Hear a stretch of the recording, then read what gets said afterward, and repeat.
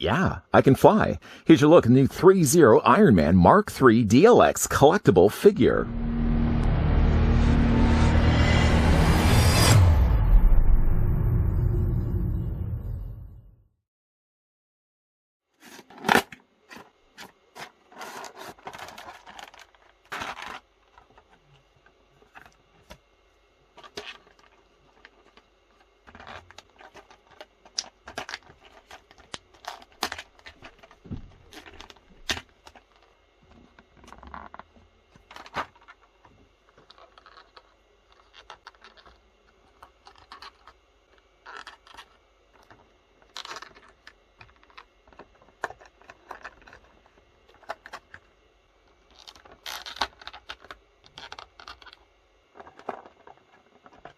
Threezero Marvel Studios are excited to present the DLX Iron Man Mark III as the next figure in their Marvel DLX series. It adopts the classic colors of red and gold with a multi-layer metallic coating process, accurately replicating the design of Tony Stark's armored suit as seen in the Iron Man movies. This fully articulated collectible figure stands approximately 6.9 inches tall and is constructed Threezero's renowned DLX die-cast system with 48 points of articulation. Detailed structural engineering and exquisite design enable the figure to depict a variety of action poses while maintaining a realistic appearance. First, before we begin, I'd like to thank the folks over at Threezero that did provide this sample of the new DLX Iron Man Mark III that we could have a look at in this video. Let's go ahead now and grab the tape measure just to see how tall the figure stands. Should you be interested to pick these up for yourself, don't let the size, by the way, fool you. Just simply because they're slightly smaller than other higher-end collectibles does not mean that these aren't super detailed Iron Man, and you'll see in a second what I mean by that. In the meantime, though, Iron Man Mark III stands about 6 3/4 of an inch tall, or the figure's roughly 16 centimeters in height. And before tackling the rest of Tony's accessories, the Mark III comes included with a display stand, and located in the stand's tray was also this included tool. Very small, I almost lost it. My guess is this tool was also provided to help remove the button cell batteries, as after all, there's batteries that have to go inside of his head and also in the cavity of his torso. Neither of which were included with the figure. They're AG1 batteries, by the way, so pretty easy to come by. You can easily go to places like Amazon and get yourself like a little tray of 12 for like $15. Next to nothing. You'll be good for a while. But that's what I'm guessing this tiny little tool was for, just to help remove those batteries. I didn't actually use it with the figure, but it's something still that came included with them. What he also came included with is a pretty cool looking display stand. Simple in the sense that it's actually just molded here in black plastic, but I do like the idea that they've actually carved into the plastic both Marvel Studios and the Infinity Saga down below in a bigger font. There's also, to tell you what character this is, the Iron Man Mark III printed down below, sort of serving as a placard. It comes in two pieces when you get it out of the tray, the main piece right here, and then the adjustable neck. So easily just slides into the hole that's provided, and you get an adjustable knuckle that goes this way, and there's one that's also on the top in two places too, here and here. When you go ahead and pick the figure up, you flip it around, and located here on the back, there's a removable section here for the back, well, just lower into his torso, and that just plugs onto the back. So if you did, for example, want to have the figure displayed in a flight pose, you easily just attach onto the display stand, and it does a pretty good serviceable enough job. In fact, you can actually even have it in a flying pose. Not the way I'm probably going to be displaying the Mark III, but again, I always appreciate when a company like Threezero can include it with the figure. Let me actually show you guys where the batteries are located here on Iron Man. We're going to start first with his torso. The torso involves you having to take the top part of the torso and divorce it from the lower half, taking almost as if you're going to be separating a lobster. You just remove the top half.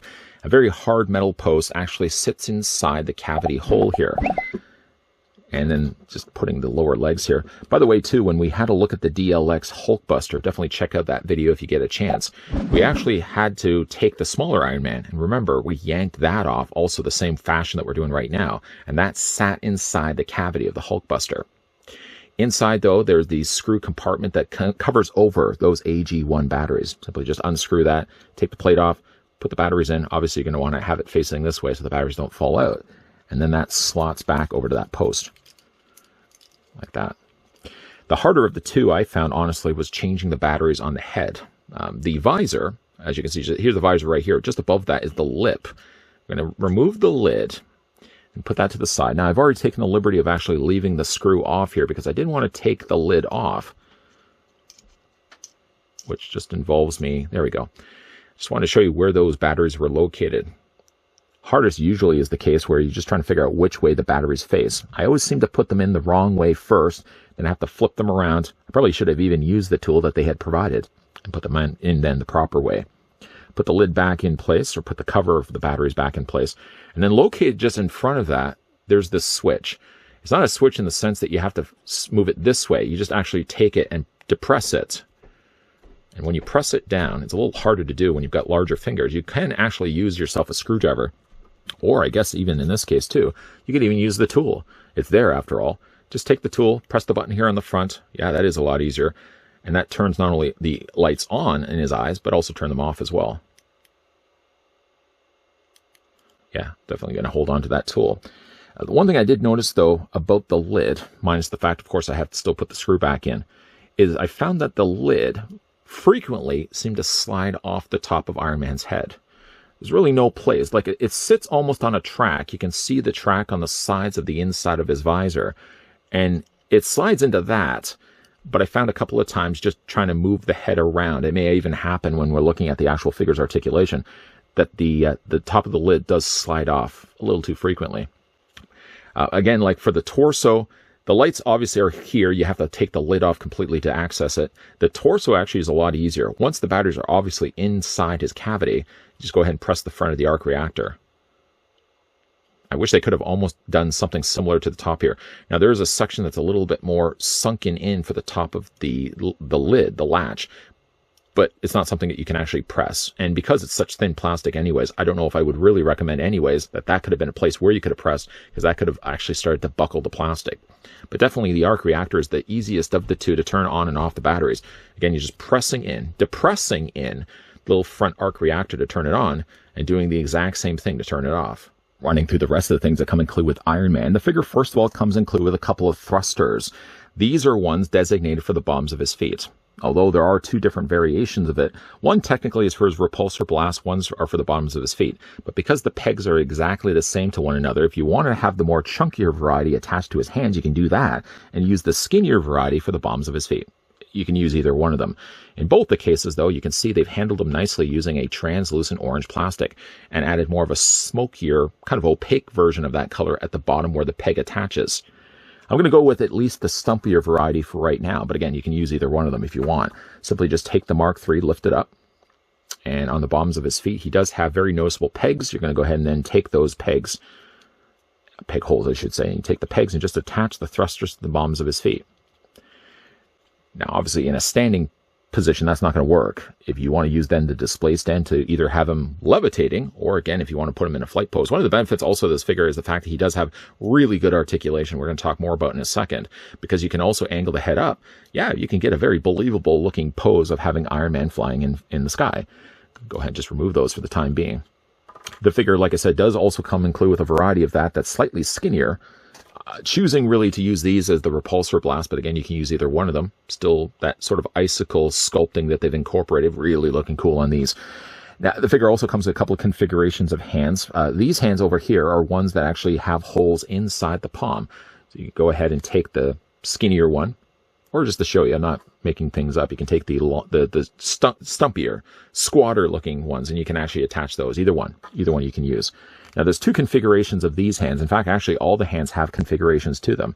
There's this one, and then there is, let's just grab the right one here. There's also this one right here. Now, this one is angled up. This one is more leveled flat. So if you want to have more of the repulsor blast with the hand up, simply just attach it the same way as we did before, and that just plugs onto the end of his forearm.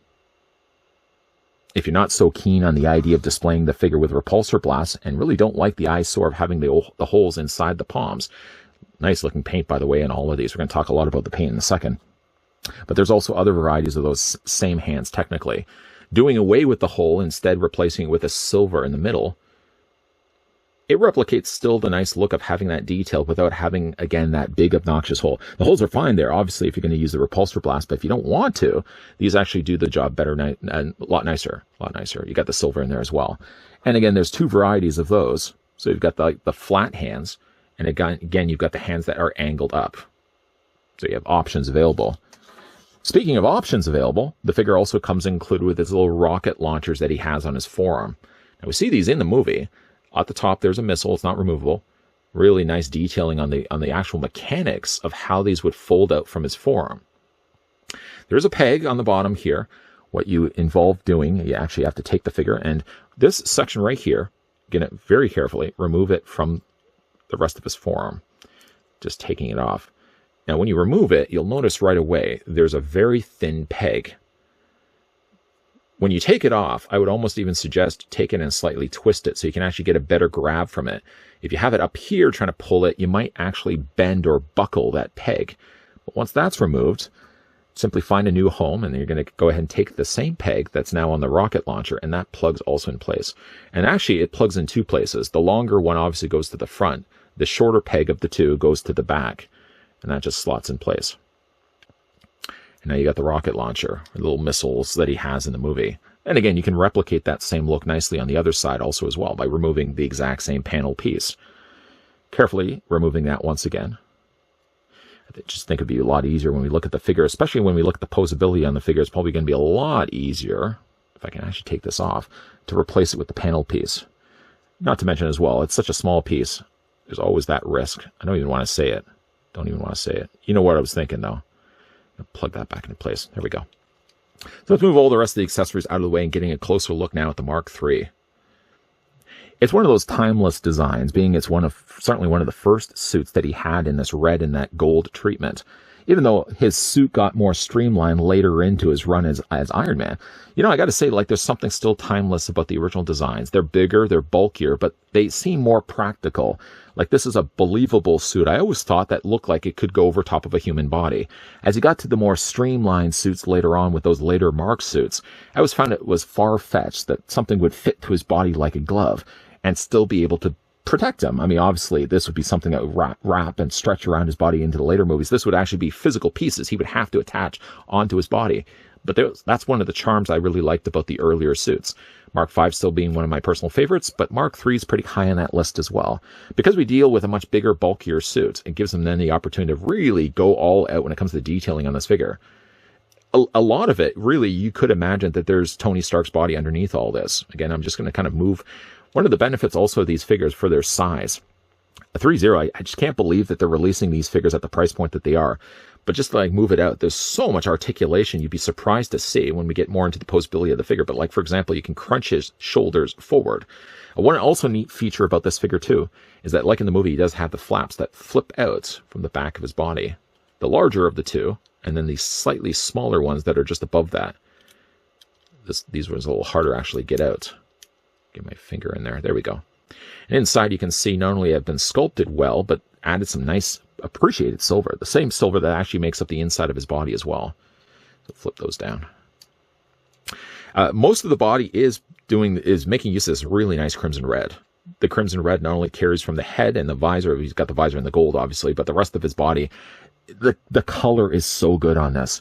It's one of my, I mean, obviously, to look at this right away, it's a carry of red that carries over really across many of his Mark suits. But again, just to see this on the original Mark suits, it's such a glorious looking figure. A lot of it still has the gold, so I'm just going to lift these flaps up there. You can see there's the gold there on the back of his body. He's got some gold there also on his arms. Gold primarily on the legs, more on the thigh area. But again, it's a classic looking Iron Man suit. I did mention, though, one of my issues was the top lid sliding off a little too frequently. One other thing I did notice also about this figure is that the hands, I'm going to go ahead and remove one of them right now. It seemed to actually come off a little harder than normal. Even taking the figure first out of the tray, I noticed like these hands fall off a lot. One of the things, obviously, is I think more to the fact that the pegs are so small and they're pretty close to the body. There's not a lot of wiggle space, literally. So when you're moving like the hands around, the hands seem prone to falling out. There's really not much that they could really do because, I mean, look how much real estate space that hole is already occupying on the inside of his hand. They couldn't make it bigger because, obviously, to accommodate a bigger peg. That would be helpful to hold the hand better in place. But obviously, they don't have as much space. Maybe they could have made that hole just a little bit bigger and the peg a little bit bigger. But I did notice, at least on this figure, that the hands fall out a little too much.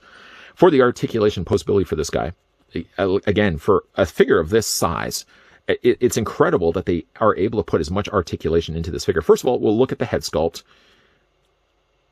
before, of course, we get down to the posability on this guy. Just such a classic looking Iron Man. But he does have a ball joint. So he's got a ball joint right at the top here, and he's got a ball joint right at the base of the neck. Between those two, you actually get quite a range of motion. So you can move the whole bottom of the neck fine and good, but then you can also move the head independently on that same ball joint. And then between the two, joining together, you can actually get yourself quite a believable pose, him in flight. Of course, relying on the display stand comes included with the figure. The shoulders, on their own, do hinge out. When you are hinging them, just want to make sure that you do move these shoulders. These shoulders, thank goodness, are actually on independent pegs. Well, they're actually on more clips than anything else. You can actually move these out completely. And if you do have ever an issue, I'm going to actually deliberately take one off. If you have one of them happen to fall off, you can see like there's a little lip of plastic and there's almost like a little clamp right there. You just take the two. You wouldn't want to grant to do this too many times though. And then that just attaches onto the clamp. I say that now and seem to have more of a tougher time than I really was earlier. Again, that just clips into the shoulder. There we go. No, almost there. It's one other thing really on this figure that does fall. There we go. Finally got it.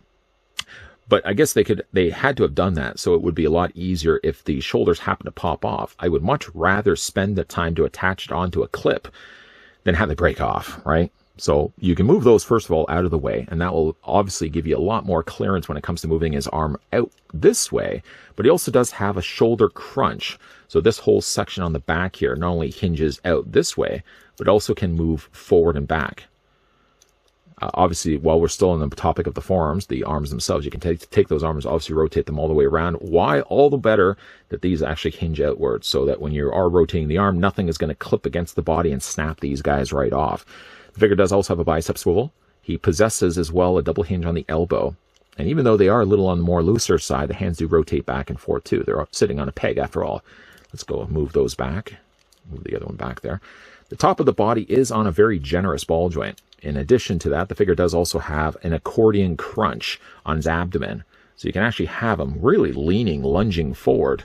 Again, it sort of accordions and coils its way like a snake. And there's some secondary ball joint there at the base of the body there as well.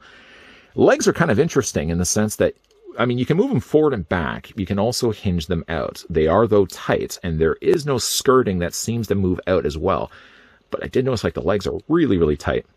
I wish these could lift as well, but they don't seem to want to move at all. They're permanently just molded as a bottom skirting for his body. But the neat thing that they've actually done with the legs is that you can take the leg here and pull it down. And pull it down on the other side. And once you've done now that, you can actually have him in, well, I had him at the beginning of this video in a kind of crouched position, firing off his missile from his forearm. And I was able to do that actually by being able to pop those legs down. You simply just pop them back into place, so no issues whatsoever there. They were tight though when I did get them first out of the, when I first got the figure out. I really had to kind of force this, a lot more force than I thought was necessary, but I finally was able to get that. One thing you may also notice too is that as I'm moving the leg forward, mostly forward than more back, is the top area here of his thigh actually does have a little hinge, just to help you, just to give you a little bit of aid. And then we'll go ahead and pop those back into place. The figure does also have a single hinge on the knee, although it's not really a single hinge necessarily. There's a hinge, technically there's a joint there and a joint there, so it really works as a double joint. Although it's seamless the way that you move the leg. It just feels like one continuous motion. And then comes to his feet. Not only do they move forward and back this way, there's an ankle pivot, there's toe articulation, but he does also have the little lips that stick up the bottoms of his cuffs. There's one on the back, and there's one on the front. And between those two, it allows some additional posability in the feet that weren't already there. Overall, it's a really nice looking figure. No, I don't want to say no complaints. I mean, generally, whatever complaints I have aren't really serious complaints. They're just more things that I noticed about the Mark III. Primarily, it's just the way that the top of the lid slides off. I didn't have as many issues really with this review, but I had it earlier when trying to attach the batteries. And again, like those hands. The hands and the shoulders are things that just unpeg, but at least they're peggable back in. They're not going to be breaking necessarily, unless you're not too careful with the figure. But again, it's a timeless look for Iron Man. Love the look of the Mark. There we go. See, there's one of them. Love the look, though, of the Mark III suit. I mean, I'd be curious to certainly see this guy get re-released. I mean, using the mold, obviously, in place already. I wonder if Threezero could release this guy in the all-silver version. I mean, there's nothing beating, really, the classic colors of the red and the gold, but yeah, I wonder what this guy would look like in a silver. That would be an interesting release down the road. The Threezero Iron Man Mark III is slated to release the third quarter of 2022. The thing that is most staggering, though, about this figure is the price point of what Threezero are selling him for. Many of the online sites that have the pre-order sitting right now has the figure at $99.99, so he's at that $100 price point. That's an unbeatable price for what you're getting in a figure this size. Yes, the size may be a deal breaker for those that are in the market of more of the collecting of the 6-scale figures. But if you don't have as much the space to work with, nothing other than just the size gets sacrificed on what we're getting here from the Threezero DLX releases. You're getting just as much die cast, just as much detail, and just as much posability from a 6-scale figure in a much smaller size. A big thank you once again to the folks over at Threezero that did provide the sample of the upcoming Iron Man Mark III DLX figure that we can have a look at in this review. What do you guys think of the figure? Let me know down below in the comment section. And also let me know too, is this a scale that you guys would be interested in? I know, again, based on space and sizing available, not everybody can really invest into a 6-scale figure line. I mean, obviously the price point is going to be a lot more. If this figure was 6-scale, then you're looking at many companies selling this figure closer to that $400 price point. This is, again, an ideal size for people that don't have a lot of space to work with for their collection space. Is this a size that you guys would be invested into collecting? Let me know down below in the comments section. And also, as well, if you enjoyed this video, hit it with a like. If you're loving the content you're seeing and certainly want to stick around for more, and make sure if you haven't already done so that you're hitting the subscribe button down below and turning on the bell notification. Popping up also at the very end of this video will be a playlist of all the other Threezero things that I've looked at, including other DLX Iron Man, and as well the very impressive DLX Hulkbuster Iron Man. If you haven't yet had the chance to check out that figure, definitely give it a gander if you have a little bit of time on your hands. And as always, guys, thanks for watching. See you guys next time.